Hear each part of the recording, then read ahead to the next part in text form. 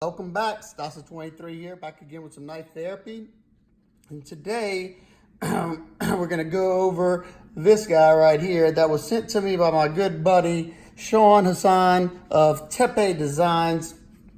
Sean is part of our community. He designs a bunch of different knives. He's designed a bunch of different knives, and he's got a lot of cool ideas.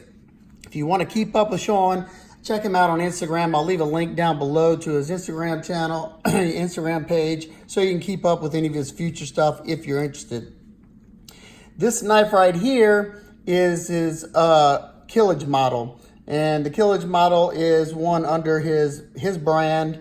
And the knives that I've reviewed previously from him are the Tucson produced Shockwave with my anno finish on there, M390 steel. If you hadn't checked this out already, check out my review if you want to see more.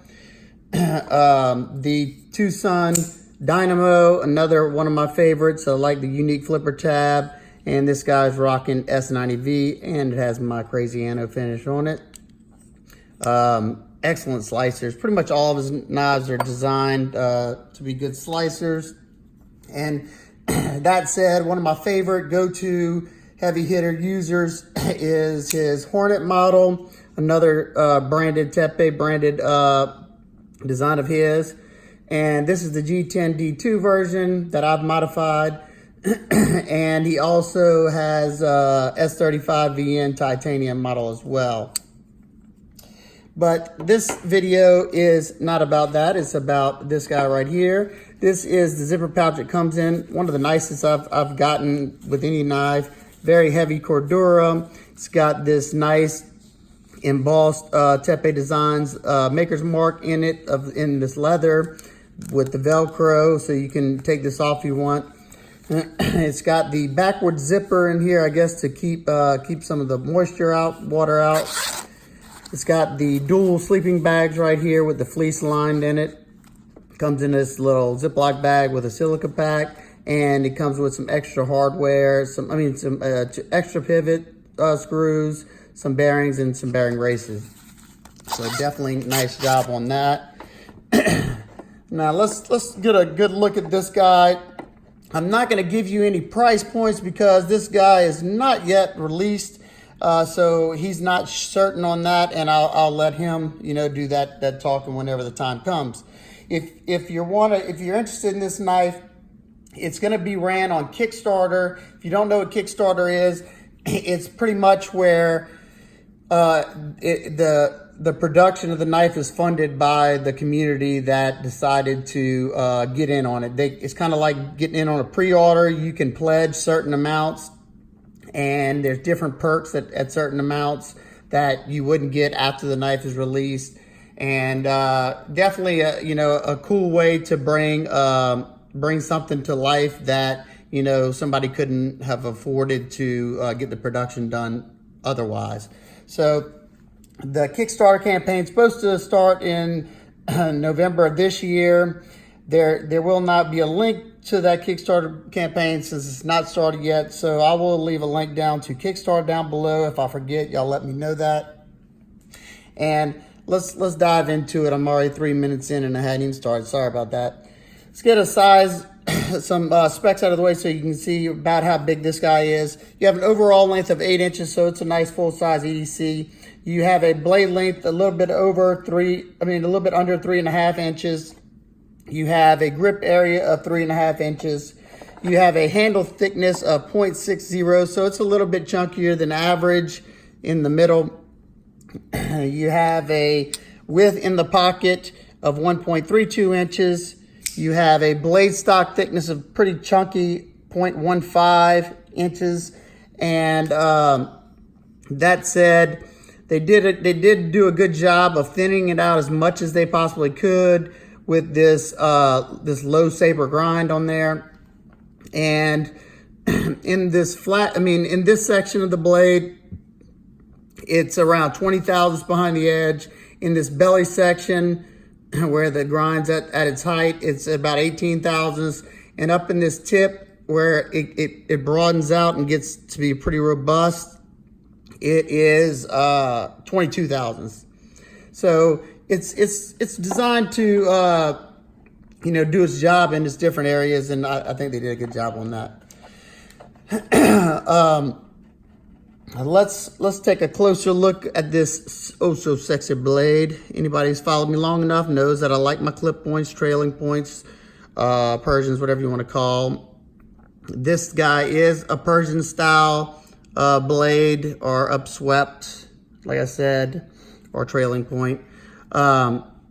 It has this this blasted finish on it that is very, very smooth. It's not like your bead blast finish. It may be like a ceramic blast. I'm not sure, but whatever, all the cutting that I have done with it, it hasn't like smudged like some of those bead blast finishes will do, and it doesn't leave a whole bunch of fingerprints.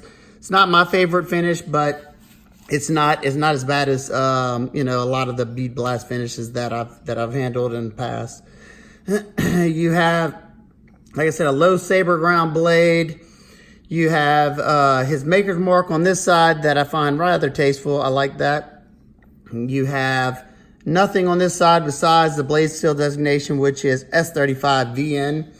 And besides the S35VN model, he will also have a Damascus version as well. You do have a top swedge up here just to give it that added aesthetic look. Very, very nice. Flip it up right here. You can see that it has a nice, well done crown spine. I love crown spines. It's usually comfortable to put your hand up there. You have a thumb ramp right there to lock you in from that choil area, kind of where you're pinching right here. So if you had to do a thrusting motion, you wouldn't slide up on the blade. You have a guard right there with a flipper tab, and this is kind of locking you in. It does have jimping up there, but as you can see, it's pretty well rounded. So it's very, very minimal jimping. I mean, the traction is very minimal, but I don't think it's really that important, being that it's a ramp right there and it locks in just fine. Let's close this guy up. You can see you have a minimal skeletonized flipper tab right there that is nice and rounded right here, so it's not uncomfortable to put your finger on there. You can light switch it. I did that really soft. You can light switch it, or you can push button it, which it rockets out. Push button. It's riding on ceramic bearings and a ceramic detent. You do have some jimping, but that jimping's been rounded over as well. I don't really mind as long as I get a good purchase on there and I'm not slipping at all. I'm good with it. Let's look at this handle. You have this interesting looking, kind of looks like futuristic spaceship style milled pocket out there for this carbon fiber inlay. I don't really feel any of the seams at all. If I close my eyes, I would think it's all one piece. The carbon fiber has no voids. It's got about a satin finish on it. It's got that same blasted finish on the titanium frame. You have these just aesthetic milled lines on the frame itself. You have Torx T8 for the pivot, and you have T6 for the body screws. You have, flip it over, you have a half-length titanium backspacer with a geared pattern that's raised. You also have a raised lanyard loop right there, as you can see. The anodizing from the tie clip and the tie backspacer match very nicely. You have this milled titanium pocket clip that sits inside of here, and actually there's a sleeve that joins these two, so it's kind of hard just to take just the pocket clip off. On this side, you just have a solid titanium frame on here with just the milled lines as well. As you can see, there's a slight chamfer going around the entire frame of the knife, so you don't have any 90-degree edges on the frame, and you do have a contoured scales as well, as you can see. Let's see. Your blade to handle ratio is close to 1-to-1. And this backspacer comes up high enough to where I'm not catching my finger on there. As you can see, it sits below that spot, so not catching my finger on it, which can be a problem with those upswept blades. tend to come up and you catch a finger. You can't touch the blade in the closed position at all unless maybe you had some super skinny fingers, but as you can see, it sits down in there a good bit. You don't have any milled pockets on the show side because you had the milling done on the outside for the carbon fiber inlay. But if you can see inside the lock side over there, let's see. You can see inside the lock side, the whole lock side's been skeletonized as much as they possibly can to lighten it up as much as possible. Being that we're on the weight, let's see how much this guy weighs for an 8. Hey, bud, come here. I'm sorry if my dog barks. I've done this so many times already. 4.54 ounces, so it's not a lightweight, but it's, you know, it's getting close to that 1-to-1 ratio that some people have to have. It's not too weighty for me. In use so far, I've noticed when I was breaking down boxes and stuff, this is not really the grip. The saber grip wasn't my preferred method. The hammer grip I enjoyed a little bit more. It was a lot more comfortable in the hammer grip. This grip's okay. The blade is canted this way though, and the reverse grip is pretty comfortable as well. I did notice, well, we'll talk about that at the end. Hold on. Let's see. Good action. It's very, very easy to get to that lock bar because they have a nice little cutout right there in that choil. You have a chamfer on this side with some texturing right there. So very, very easy to disengage that lock bar. I absolutely love that. Very, very nicely done. Oops. Let's check this guy in the pocket. And then we will, well, before we do that, let's get some size comparisons out of the way because we're going to go into a few of the little nitpicks I got on it. First two are, you know, similar in their belly. You got the A Purvis Blades Progeny MK2, I think, or yeah, I think so. Then the Gavco Drop Thresher. These three are really close to the same size, so if you have any of these, the Thresher is almost identical, if not identical. And the I can't even remember that. Sorry about that, peeps. This is the one he did with Best Tag. All right. I feel like I hadn't done one of these in forever. Got the Best Tag bow tie. Love that clip pointing up bow tie. The bow tie is a little bit larger, and the Benchmade bailout. Benchmade bailout is pretty much identical in size, especially with this little bail at the bottom. They're pretty much identical. One more last one just because it's laying right here. Got the Emerson Mini Commander, and these two are pretty much identical in size as well. All right, there you go. All right, so let's get into a couple of nitpicks I have, and you know, it was hard. I had to kind of do my best to, you know, and use it so I could see things that, you know, I could see maybe being a problem. And the first nitpick I have was the pocket clip, and I'm gonna show you what I'm talking about. Let's see what it looks like in the pocket. Here's my pocket for you. Okay, now going into the pocket, right there, it gets hung up. And the reasoning for that is if you look underneath the ceramic ball, how they have that lip that comes up, it hits that lip because there's a hard line right there. And let me show you what I'm talking about. If you look at how it's done on the Hornet, you see how it slopes. See what I'm talking about? How you got that hard line coming down there, so it can slide underneath that. But whenever it comes to that, it's hitting that hard line that's going underneath that ball. Just something that I've noticed. I pretty much, whenever I was putting it in and out of the pocket, I was pretty much having to lift up somewhat or kind of forcing it. But as you can see, it doesn't even want to go there. Especially on, you know, thicker jeans. I noticed it to be a problem. It's not deep carry, but you do have a good bit of the knife that disappears, as you can see. Pulling it out isn't as bad coming out with that lip because, you know, I have more momentum pulling on it.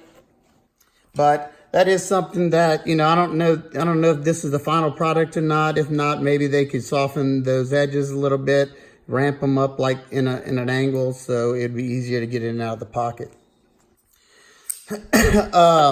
Another thing that, you know, just a nitpick kind of gripe for me, it's not really hurting the functionality, but they started doing a little sharpening tool right there, but you can see that the edge termination right there, it does flare out just a little bit, leaves a smile. Something I would have liked to see. Then they could have brought this out just a little bit more to about right there. It would have been just fine. But like I said, it's not hurting the functionality of it. Let's see. I'm not the biggest fan of blasted finishes. I would have at least like to see it, you know, like heavy stone wash if you can do that finish. And I'm not, you know, I don't like it on, my scales as well, but you know, that's not, like I said, it didn't hurt the functionality of it. And I still like this knife. It wasn't deal breakers for me. Let's see. Okay. Another thing that I noticed, like I said, earlier in the ergo section, it was rather comfortable for me in the hammer grip. Not so much in this grip for EDC task. Like I said, if you were going to be piercing something, I could understand to make it lock you in right here. But I just found it more comfortable to cut like this. But whenever no matter if I was squeezing in the hammer grip or like this, both ways, when I squeeze hard enough, it's pushing the meat of the fat of my hand into these grooves. And it was a little bit uncomfortable just because, I mean, it was pushing in there. So not much you can do there. I mean, maybe if they stone wash these, maybe you would get into those cracks a little bit. They're not sharp. This way you can run your fingers on it and it doesn't hurt, but just something to note. But overall, it's comfortable. I didn't have to put on gloves or anything. Let's make sure I didn't miss anything.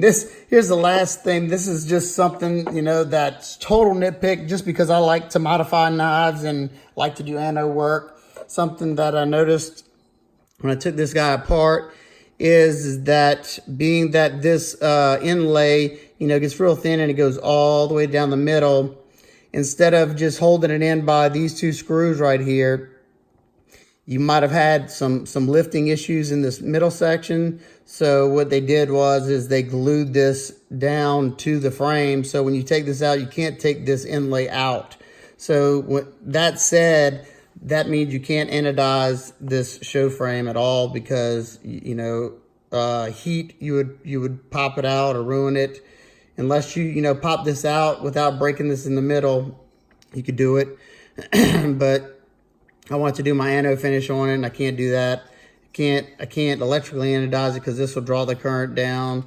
So, you know, that's nothing that, you know, if you like the aesthetics of it as it is, you know, then that's not a problem whatsoever. So overall, my thoughts, I like the knife. I've been using it a lot.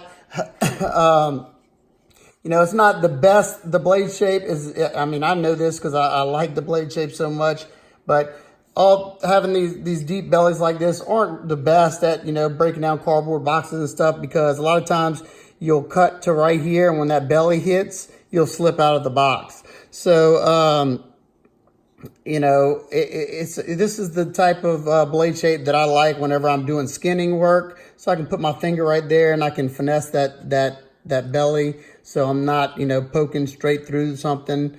But there you go. Overall, definitely think this is an awesome design. I'm glad. I hope we see it come to fruition. If you like this, go check it out on Kickstarter.